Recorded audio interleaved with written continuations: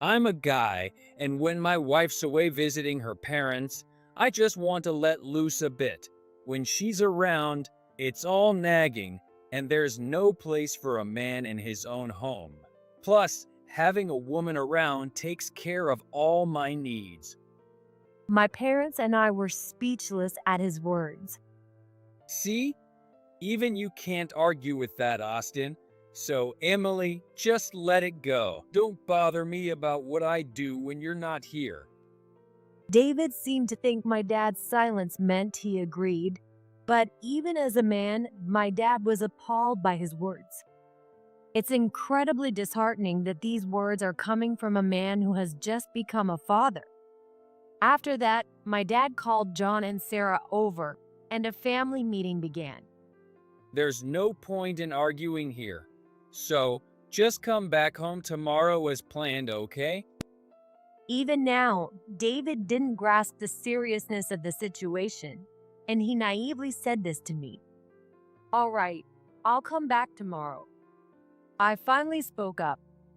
During this family meeting, I reconfirmed David's true character and made up my mind to carry out a certain plan.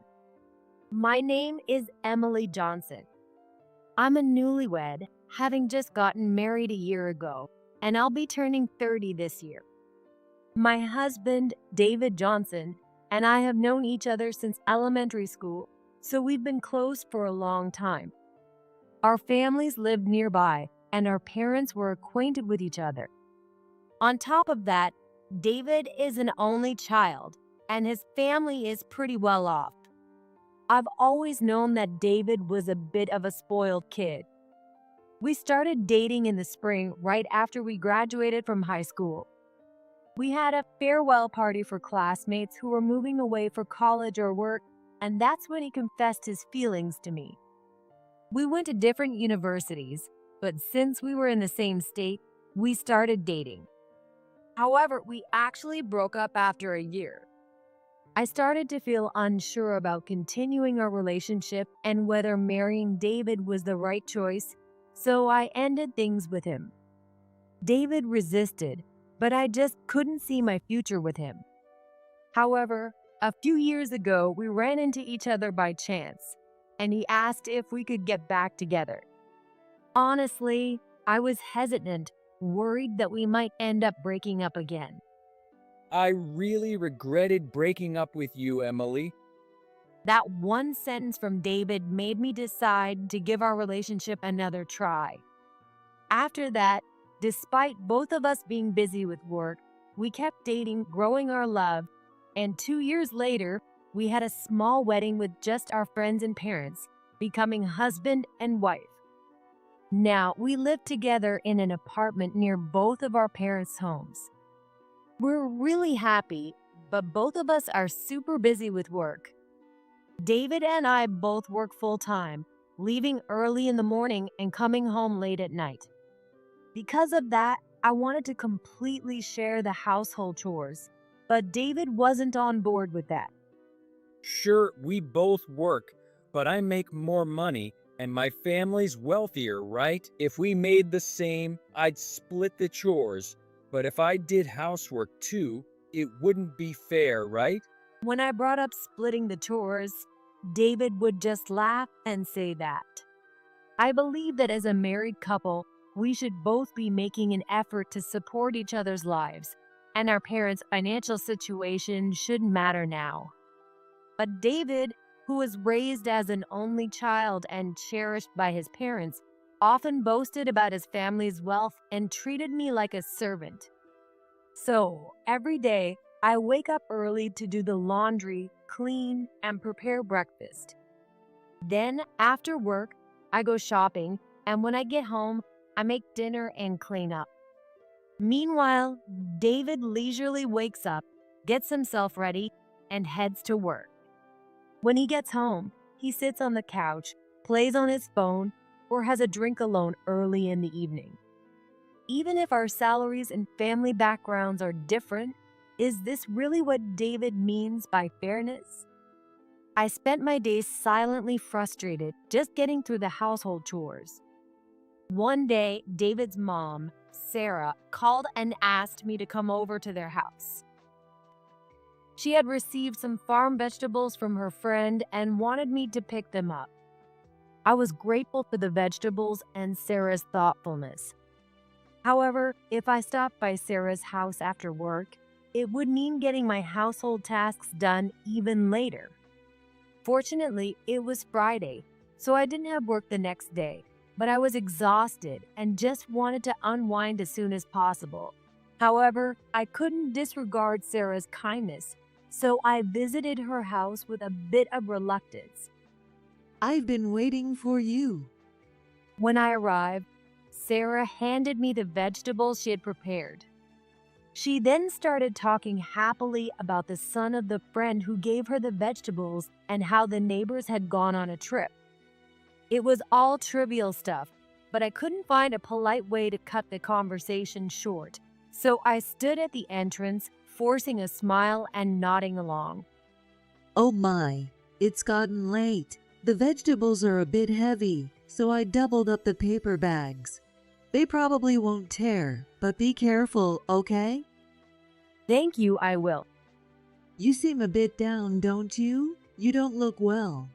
Did I call you over when you weren't feeling good? Sarah noticed my weary expression and asked with a slight tone of concern. No, I'm just a little tired. Is that so? You should rest as soon as you get home. Will David be coming home early tonight? I must have been at my breaking point because I couldn't manage a proper response. When I got home, I'd still have to cook dinner and do the laundry. On top of that, when David gets home, he'll just relax on his own. There's no way I can avoid feeling frustrated, and there's definitely no time for me to rest.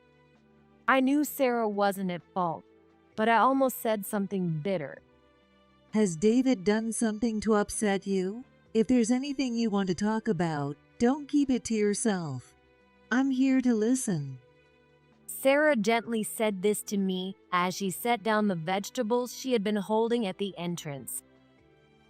She then encouraged me to come inside, seated me on the couch, and listened to what I had to say. So that's the situation. Am I wrong for asking David to help out with some of the housework? As I spoke to Sarah, tears started to fall.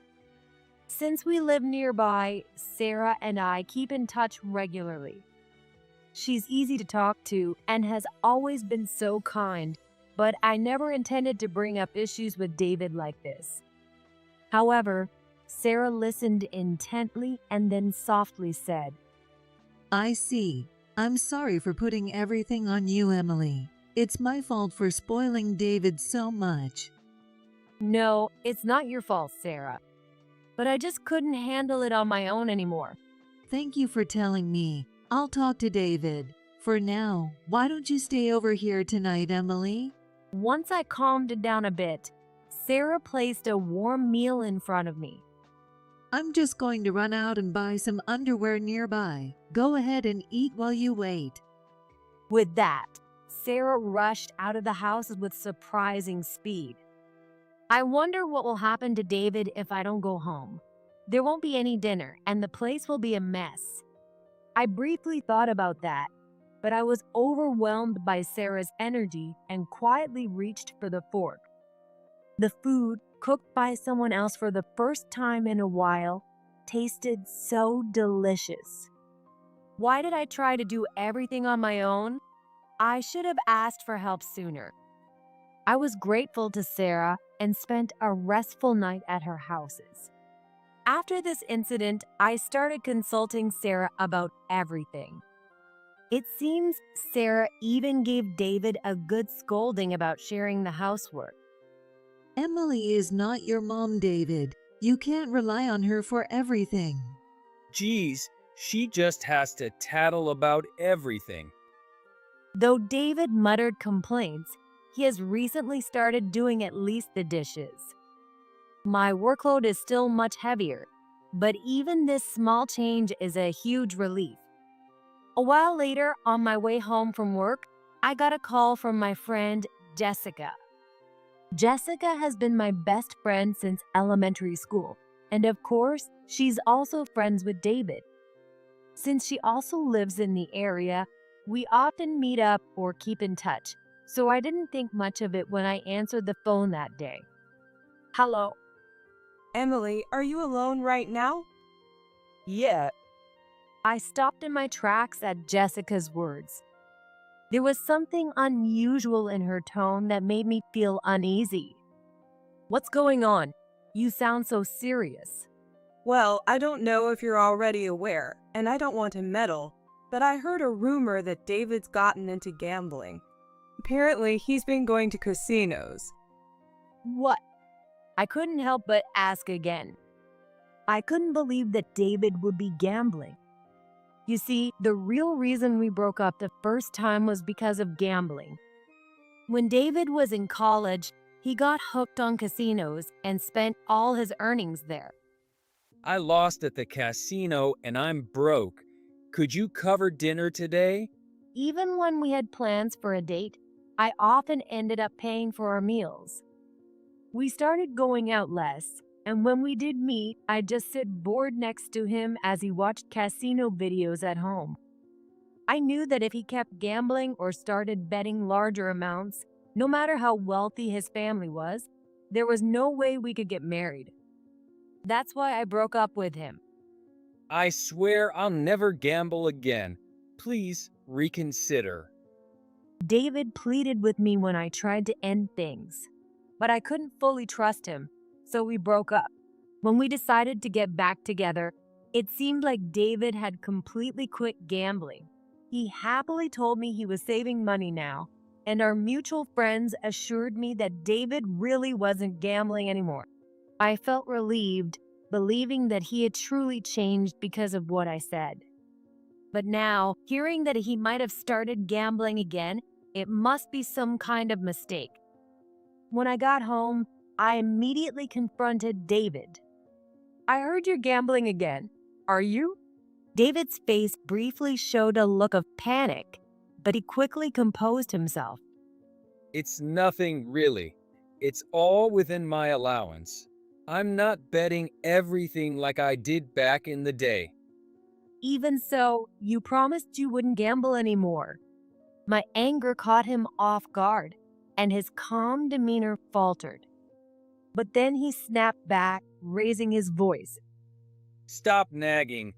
Fine, I'll quit, all right? What kind of response is that? You're not even sorry. I said I'd quit, so just leave it. You're such a pain. I was really ticked off, but I held back my anger. I was hurt that he broke his promise, but the truth is, I was pregnant at the time. David said he'd quit gambling, and unlike when we were just dating, getting a divorce wasn't something I could easily do. If you do it again, we're getting a divorce. Yeah, if that happens, we'll get divorced, whatever. I sighed at David's lack of understanding of my feelings. He wasn't like this before. How did things change so much? Oh, and don't tell Mom about this. That's the end of it, got it?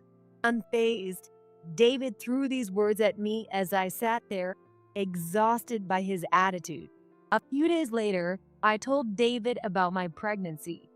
Despite the unresolved tension from a recent argument, I couldn't keep the news to myself. When David heard, his eyes widened in surprise, and he was overjoyed. I hadn't expected him to be so happy, and I couldn't help but smile a little too. I figured out why you were so angry the other day. It must have been your hormones out of whack. His words made my face tense up again. I was angry because you broke your promise, not because of my hormones, remember? All right, don't dig up the past. Stress isn't good for your baby. David said with a big smile on his face.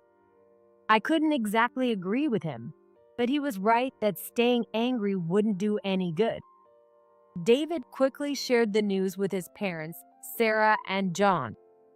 They were overjoyed as well. Make sure you're not leaving all the housework to Emily. Sarah warned David, and perhaps because of that, he became more proactive around the house. It also seemed like he had stayed away from gambling since then. Before I knew it, my due date was approaching. However, even after the due date passed, there was no sign of the baby coming. Still no baby? David started getting anxious too. Seeing David like that helped restore my trust in him enough that I could smile, and together we eagerly awaited the birth of our child. I planned to stay at my parents' house after the birth. I had everything prepared for about a month-long stay. All that was left was to wait for the baby to be born safely. 4 days past the due date, my water broke, and I was rushed to the hospital. That very day, a healthy baby boy was born, filling our family with smiles. Take it easy at your parents' place. I'll visit often. David said with a smile as he drove me to my parents' houses on the day I was discharged. Thanks. Don't forget to clean the house while I'm gone. Yeah, I got it. I watched him drive away with a smile, and from that day on, I started my stay at my parents' home. We named our baby boy Scott. Taking care of a newborn for the first time had me completely overwhelmed.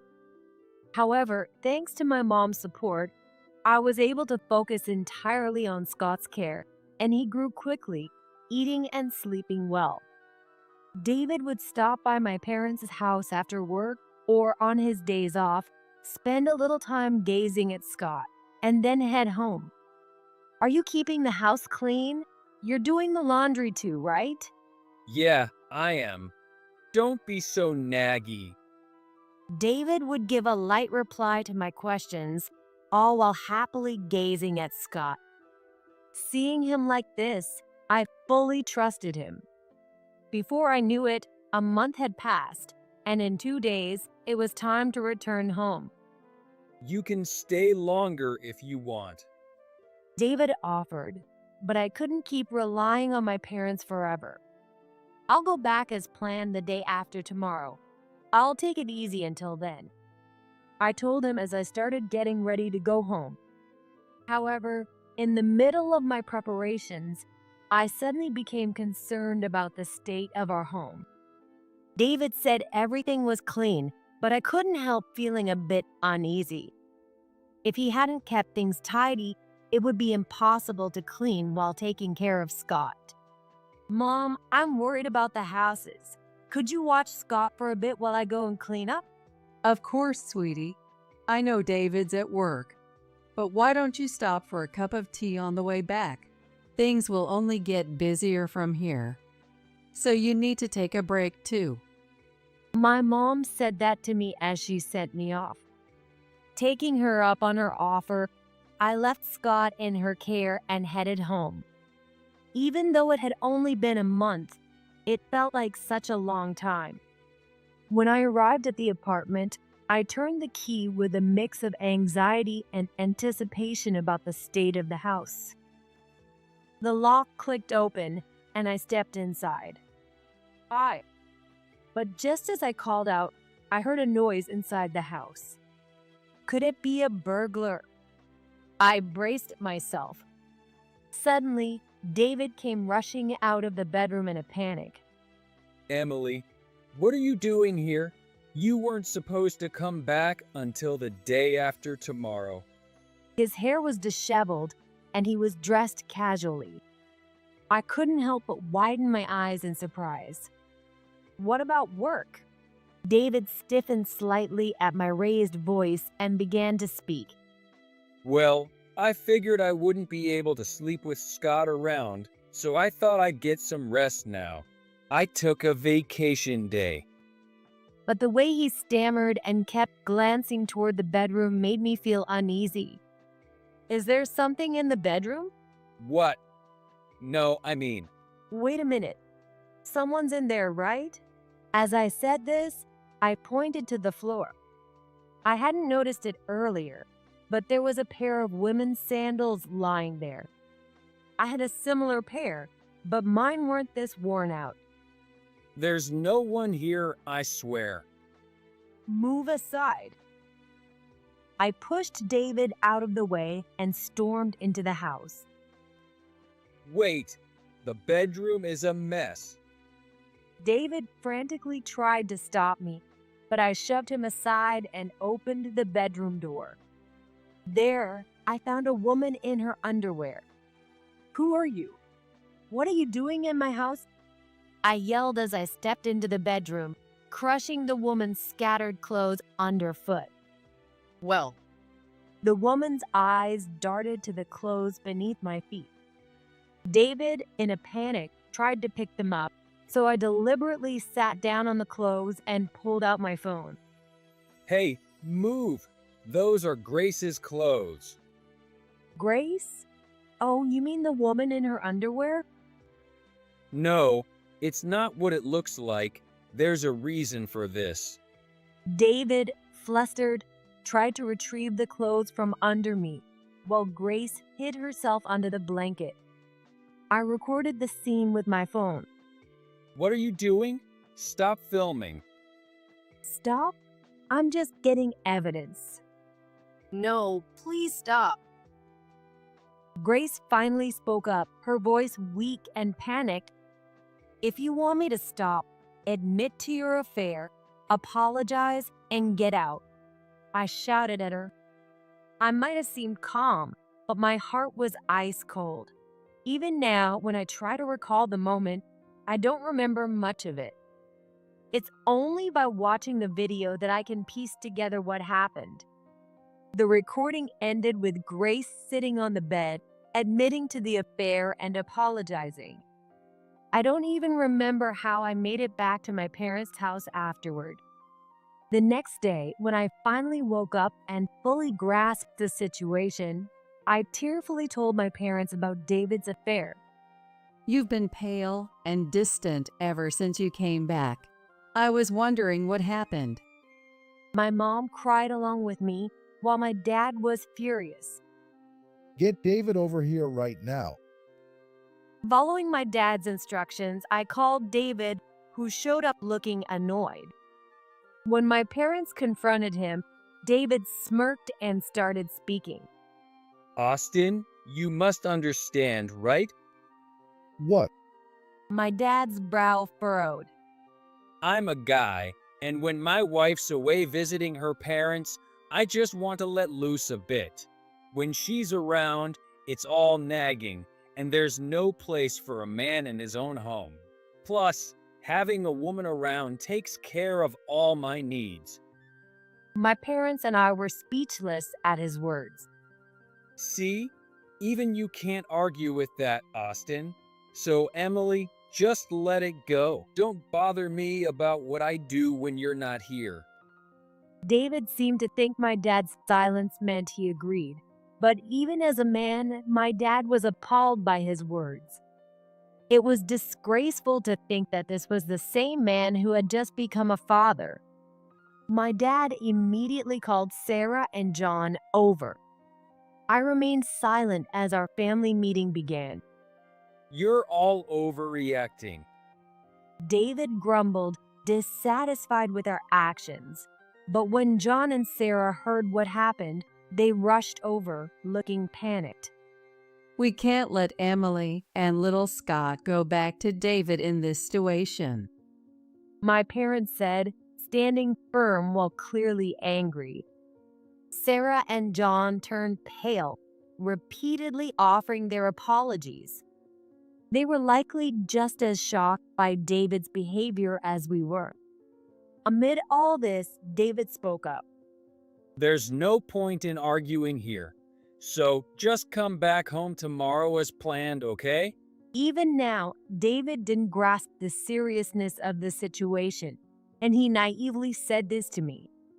All right, I'll come back tomorrow. I finally spoke up. During this family meeting, I reconfirmed David's true character and made up my mind to carry out a certain plan. However, David, completely oblivious to what I was really thinking, seemed satisfied with my response. Neither my parents nor Sarah and John said anything, leaving the room in silence. The next morning, I returned home early. Grace had left in such a hurry that she left her toothbrush and underwear behind. It was as if she had been living there. No wonder. Thanks to Grace, the house wasn't as messy as I had feared.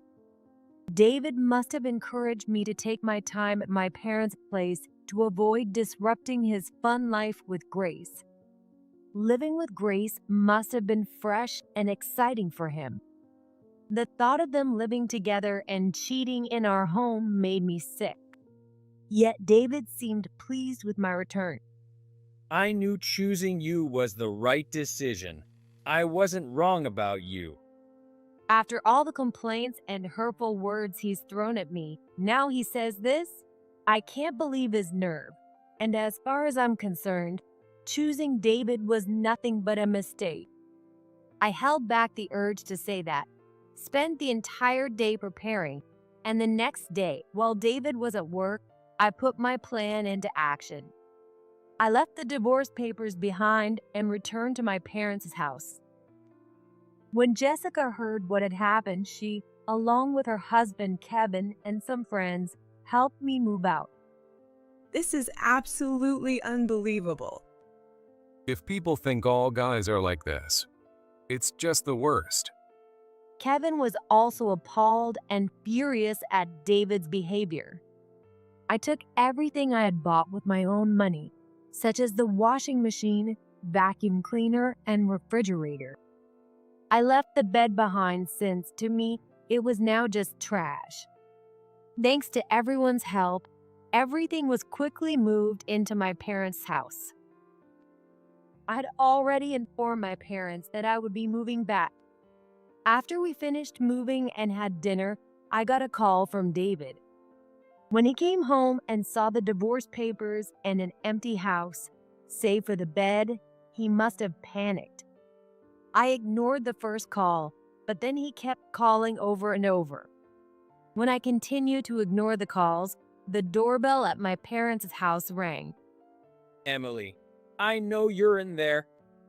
It was David's voice at the door. Want me to send him away? Just ignore him. He'll leave eventually. My dad offered to help, but I coldly told him not to bother. Soon after, it started raining. Emily, open the door. The rain's getting bad. David refused to leave and kept shouting from the doorstep. He was clearly determined to take me back home no matter what. Reluctantly, I headed to the front door. Did you bring the divorce papers? I asked through the door. I'm not getting a divorce. I'll stay here until you come home. I sighed at his words. Just come on. Let's go home together. The rain's getting worse. Why would I care about the rain? I'm inside. David seemed miserable in the rain. His situation made me laugh, and I returned to the living room. The doorbell kept ringing, but I was determined to ignore it completely. As the rain grew heavier, I thought that maybe it would help him cool down, and I chuckled. However, after a while, David still hadn't left, so my dad had no choice but to contact Sarah and John. Sarah and John received the call and, just like the other day, rushed over with worried expressions. What are you doing here? We finally opened the door when we heard David's voice at the entrance, signaling Sarah and John's arrival. When David saw me, he exaggerated his relief and said, Emily, you scared me disappearing like that. You told me you'd come back yesterday, didn't you? Come on, let's go home. I couldn't help but laugh at his words. Go back to that house? Don't be ridiculous. Yesterday, I came back because you told me to, just to take care of the moving preparations. So, you didn't forgive me after all? David was genuinely shocked by my words. David seemed to think that everything was resolved just because I said I would come back. The truth is, David didn't think his actions were wrong in the first place. He kept trying to justify his affair as if it were no big deal. To him, my anger was probably just a temporary emotion. Of course not. Do you think she could forgive something like that so easily? Sarah was the first to scold David. What? Do you have any idea how people feel? John raised his voice, berating David as well. Sarah was in tears, while John was furious. The scene was truly a complete disaster. At first, David resisted, but when he finally realized no one was on his side, he lashed out in frustration. What's the big deal? Am I really that bad? Sure, maybe I hurt Emily a little, but I didn't bother anyone else. You didn't bother anyone? Do you even know what people in the neighborhood are saying about you? What? David faltered at John's words. In fact, David's bad behavior had become the talk of the neighborhood. Just like Jessica had witnessed, many of our former classmates had seen David going in and out of gambling establishments. But that wasn't the worst of it. To make matters worse, David was known for being rude inside the establishments, threatening the staff, hitting on women, and even taking out his frustration on the machines. I learned about this from my friends during the move, and I was completely appalled. Apparently, Sarah and John had also heard about this from someone. We tried to raise you with love and care, but I guess blood will tell. John, John's words, spoken in anger, made everyone feel uneasy. It seemed that David felt the same way too. Blood will tell? What do you mean by that? You're not our biological son. You're my sister's child. What? This was news to me as well. However, it seemed my parents were aware, as they exchanged glances and fell silent. Did you know about this, Mom and Dad? Well, it's a small town. We had heard rumors. This isn't the place for this conversation. Let's talk inside. So we began another family meeting. David, soaking wet, stayed silent, his face pale. Then Sarah and John started to explain. John had a sister named Mary, who was 10 years younger than him. I had never met her, and David's grandparents never mentioned her either. Apparently, Mary had been disowned, and no one knew where she was or what she was doing now. When Mary was in high school, she became pregnant with David. The father was a member of what we would now call a criminal group. He was a man who made money by threatening people and committing fraud, with more arrests than could be counted on one hand. As soon as he found out Mary was pregnant, he abandoned her and was later imprisoned for his crimes. He's still serving time now. By the time Mary knew she was pregnant, it was too late for an abortion, so she gave birth to David. I don't want to raise a child from a man like that. Who knows what he'll turn out to be? I'm not raising him, she said, and then she left, abandoning the newborn David. At the time, we were already married but struggling to have children, so we decided to take in David. I always thought David's problems were because I spoiled him, but now I just can't defend him anymore. The shocking truth left us all speechless. David turned pale and couldn't utter a word. My parents remained silent as well. It was no wonder that rumors had spread about a delinquent man like that being David's father. Most likely, not just my parents, but many people in town, especially the older generation, knew about it.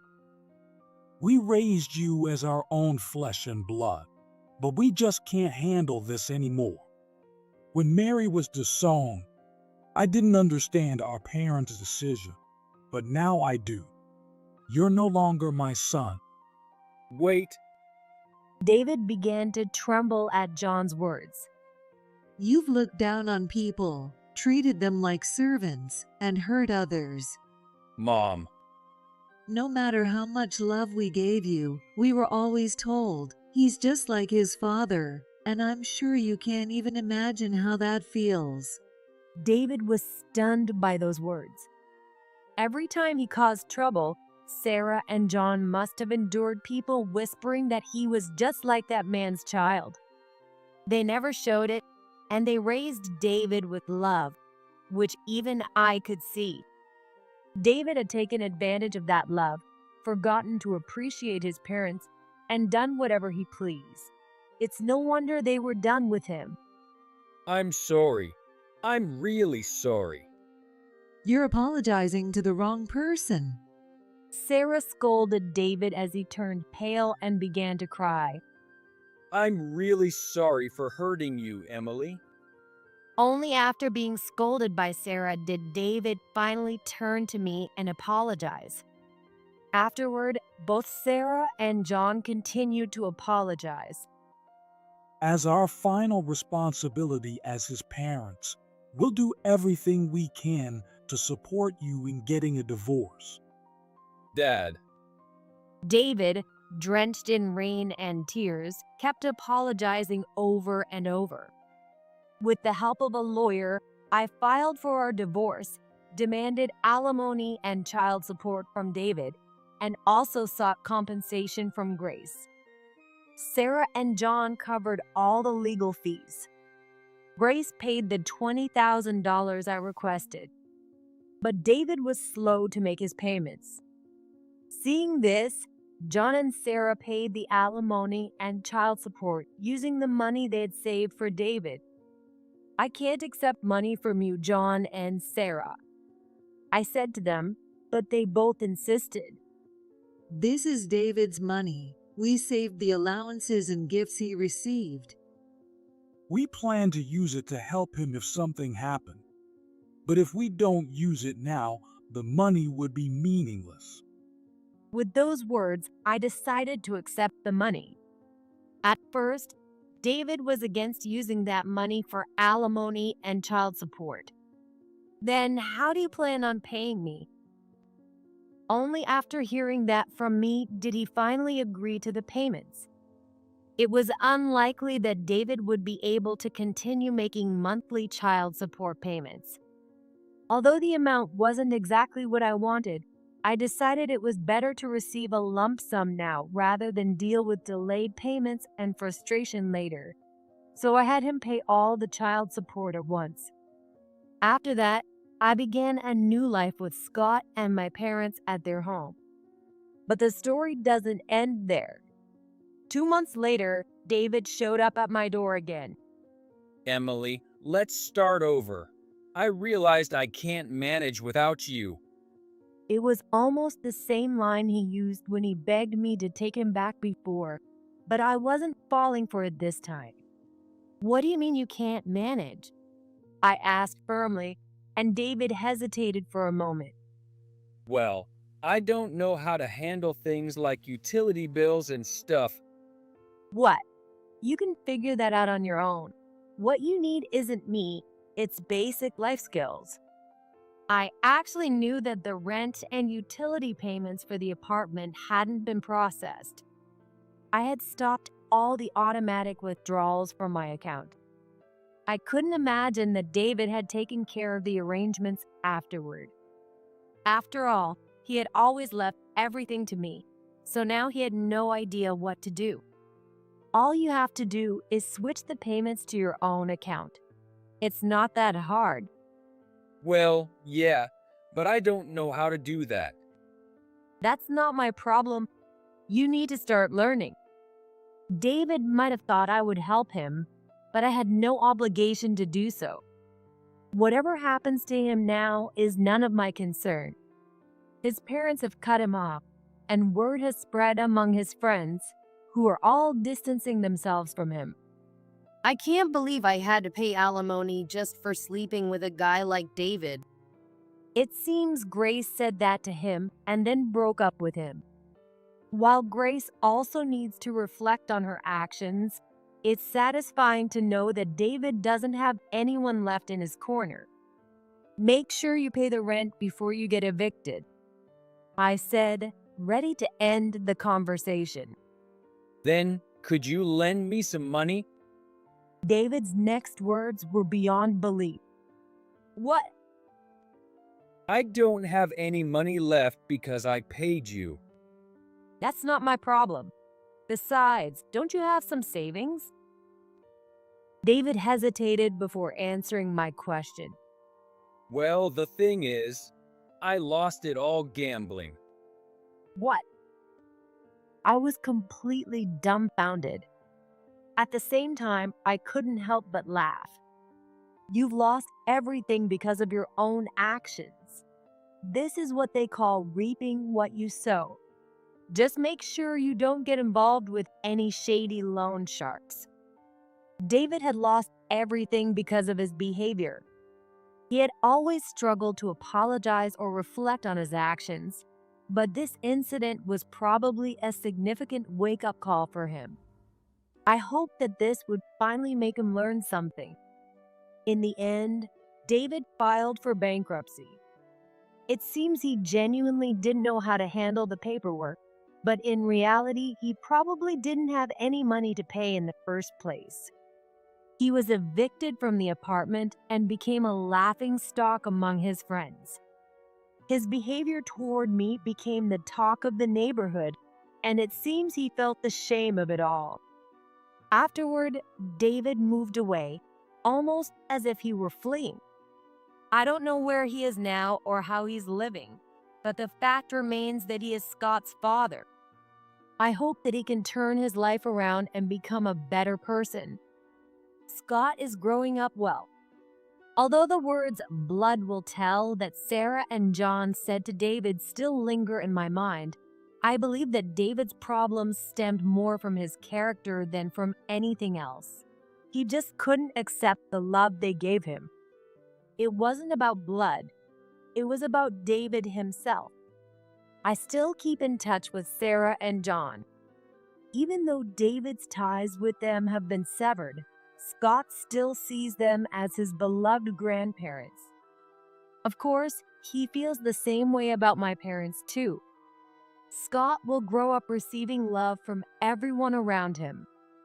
I want our whole family to be there to watch over him as he grows.